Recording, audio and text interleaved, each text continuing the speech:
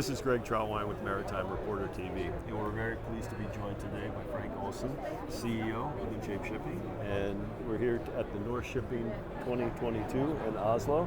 And Frank, I appreciate you joining us. Thanks for taking time to talk with me. So Frank, obviously Inchape is in the news big time this week with the takeover by the virus. Correct. So can you, just to start us off, can you give us an overview of that deal and specifically what it means for this historic organization? Yeah, I think from the background here is that we've been owned by Inchapes, which is part of the Dubai Inc. portfolio since 2006. So for some time, our existing owners have been exploring timing and opportunities for an exit and realized some profit from the investment they've had with Inchape. And they've been a very good, solid, stable owner. But as I think is natural with any investor towards the end of the investment time horizons, there is less appetite to put more capital and maybe a bit less focus on the future growth of the company.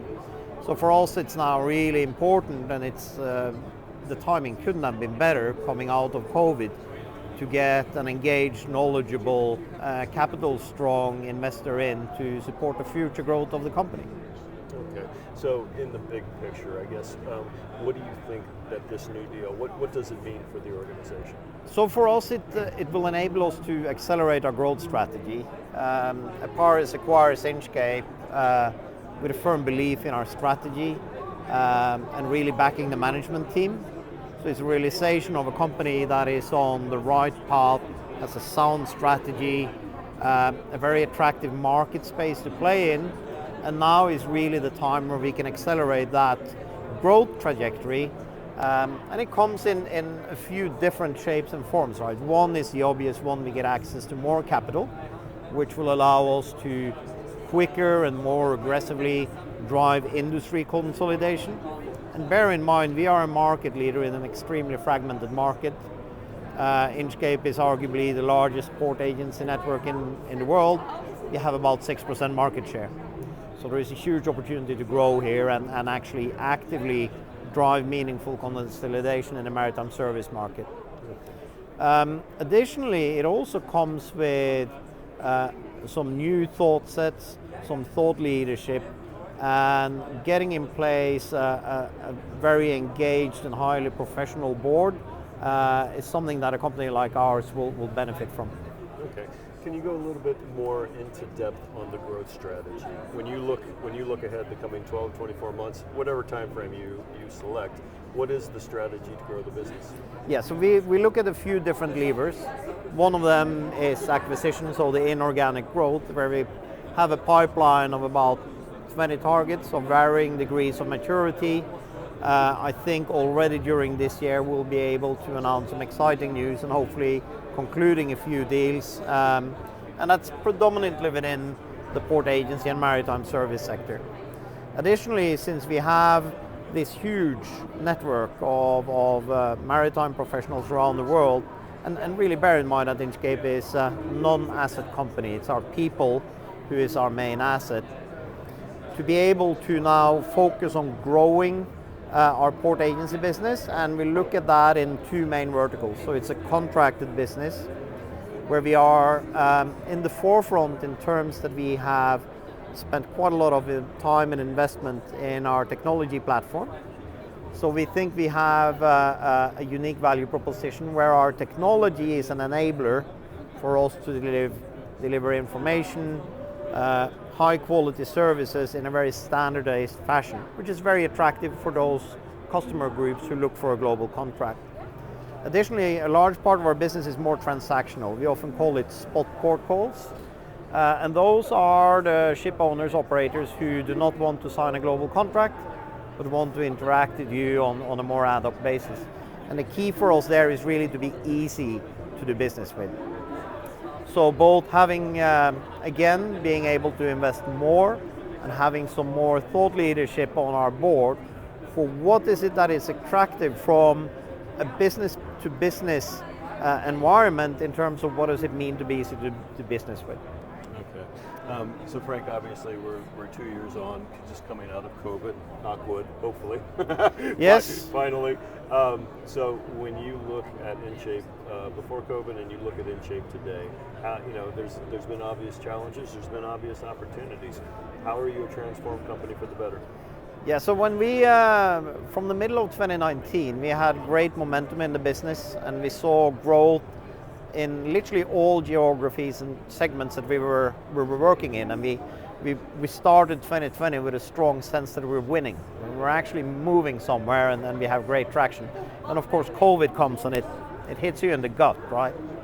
So one of our large segments is cruise, and our cruise business accounts for about $15 million of revenue per annum. That disappeared overnight. In April 2020, you had some months, or from April, May, you had a period where there was literally, you had an oil contango and a lot of ships were used for storage. Well, if they're used for storage, they're not calling port. So we saw a decline in our tanker market. And as you know, the crew changes stopped there for a while. The tanker market started recovering quite quickly, and luckily the crew movement started to occur again from about July, August 2020. But in that period, we had to make some tough decisions. We laid off about 120 people across our global organization. To put that in context for you, we were 2,700 employees, so it's about 2% of our workforce. So it is very dramatic and it's very sad and it's a tough thing to go through, but all in all, it was limited impact. We soldiered through 2020 and saw that 2021 was a year of transition and reopening. We've had a strong financial performance in 2021. And as we now come into 2022, again, we feel that we're seeing some real momentum in the business, high activity, good financial performance, and we think there are some imminent upside here as cruising will gradually resume.